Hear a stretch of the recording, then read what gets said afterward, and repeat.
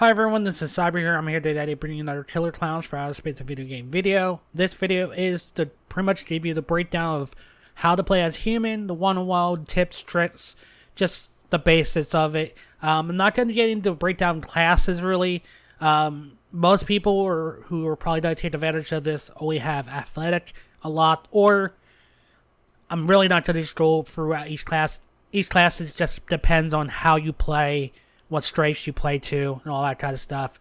So I'm not going to get into that. This is just to talk about how to play a match, what you're going to experience, what you're going to use, and all that kind of stuff. So when you spawn into the game, it says find a way to escape the invasion. You got the boat, bridge, bunker, portal, and usually what I first do when I get in the match is just find items. Doesn't matter what items it is, but the ones you want to find the most important is a weapon to defend yourself.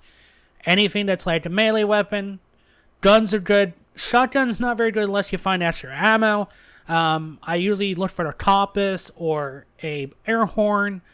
That helps you get away from clowns. The compass helps you look around where the escapes are. They don't tell you what you are unless you already found them. I also look for the little cans that give you energy for a long time, and that really comes in handy towards the end of the game, or if you're just trying to escape from the clowns because they can't keep up with you. But you know what items are there. So let's talk about the escapes. Boat is the most common one. This is the one that people go most commonly because it's usually on the shoreline of every map. So for the boat, you need a spark plug and you need a battery, and then you need to start it, and then you can get in and you can wait for other people. I haven't figured out if you can be attacked while you're on the boat. I haven't figured that out. Maybe I'll test that one day. You can get 3 people. You can leave without people. Depends. I usually wait for people. Now the bridge, you break the gate down, which you need a melee weapon. It might take 1 or 2 depending on the weapon. Once that's broken down, then you need a key from the map, and then you gotta crouch across. 3 people should be able to get across if you all crouch and go slowly. If you all walk together at the same time, you should all 3 get out. Crouch walking. Not regular walking, not running, because it will break really, really fast if anybody runs at all or even walks fast. You gotta crouch walk.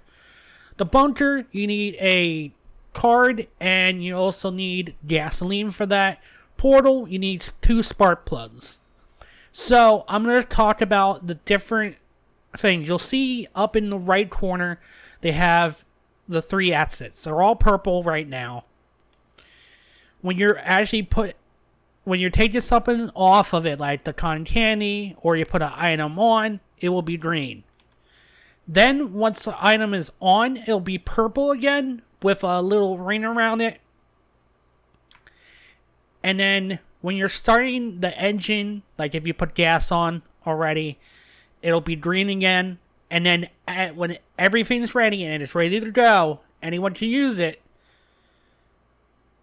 it'll have a green ring pulsing from it.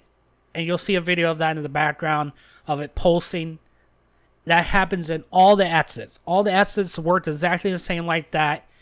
That's how you can learn that the exit is either open or it can be used and all that kind of stuff. It's going to have the same reactions.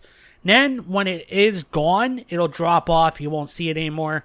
You could also, if you hit, I think the center button on PlayStation, I'm not sure what it is on all other systems, but you can see what's available still, what items are not needed on them, and all that kind of stuff.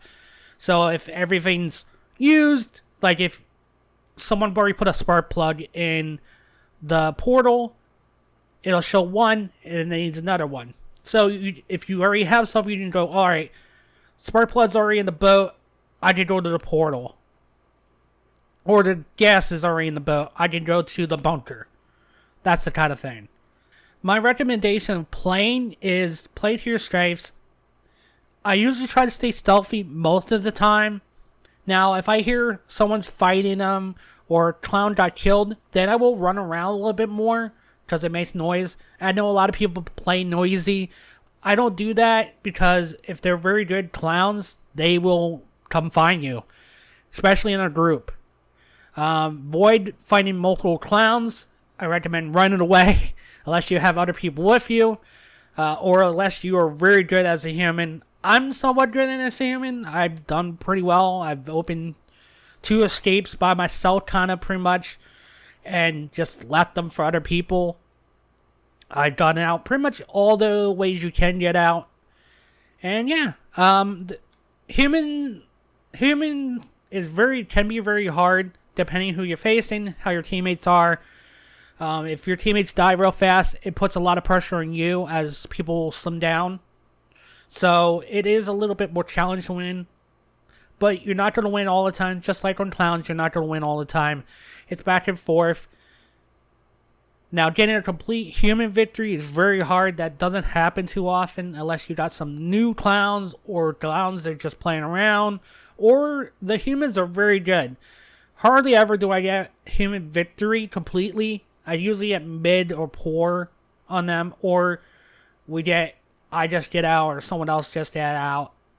And stay to help your teammates if you can be brought back, because it's worth, you get experience for it and all that stuff.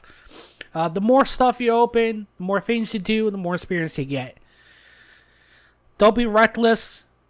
Clowns, you can knock a clown out. They will be back. So don't keep trying to kill them. Kill them when you need to. Yes, it's fun to kill them, but it's not the necessarily part. I usually do that if they're keeping me from getting an objective that I want to work on, and I have the tools to take them out. I will. Sometimes it works, sometimes it doesn't. Depends on everything that's going on in the game.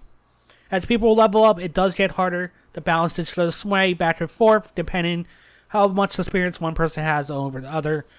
I, so far, have no problems as human. There's some matches where my teammates are not very good and it's all left on me, and I'm like, dang, I got 3 clowns on me. Sometimes you can get the resurrection machines, sometimes you can't. It just happens. That's the other thing. Resurrection machine is very important. Keep an eye on how many people are alive. You don't want to wait till the last person too often, because they will be keeping an eye on it if they know what they're doing. So I usually recommend doing it when 3 or 4 people are dead, and then doing it, depending on how many people are in the lobby. You can escape right away if you think the game's going to be hard, or you can wait till the last end and run. Usually, when the brothers come, I recommend having the can to have unlimited energy and try to stay somewhat towards the middle of the map. That way, no matter where it spawns, because there's 2 or 3 places I think it spawns in, and you just run. Just run to it. Clowns will try to stop you, but if they're in front of you, just run past them as best you can, because it's not a lot of time they leave you to do that. Alright guys, if you have any questions at all, leave them down in the comments. Make sure you leave a like. I appreciate everyone that checks out these videos. And I'm going to have a little bit of human fast gameplay of me getting out in under 5 minutes. Alright, I'll see you guys then. Peace. Ooh, bet this'll come in handy against those big-haired assholes.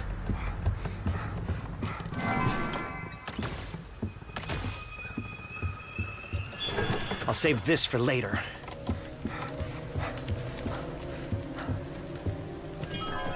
I've been looking for this.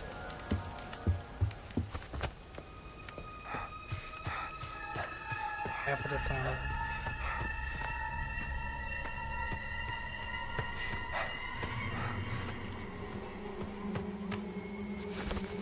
Pound for pound, I predict some dead clowns.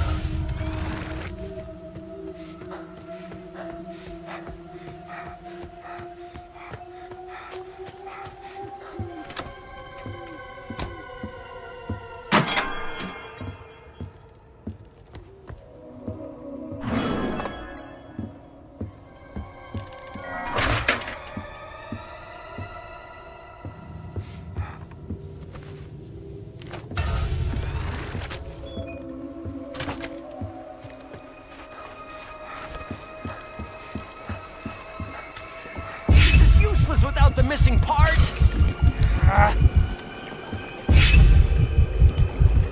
Yes. Uh-oh. replace that missing part. Fingers crossed. We should do it.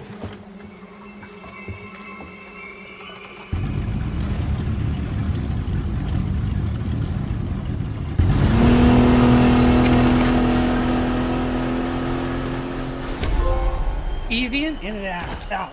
Finally. What are you going to do with those pies, boys? Thank you for checking out this video. Make sure you leave a like, comment, and subscribe.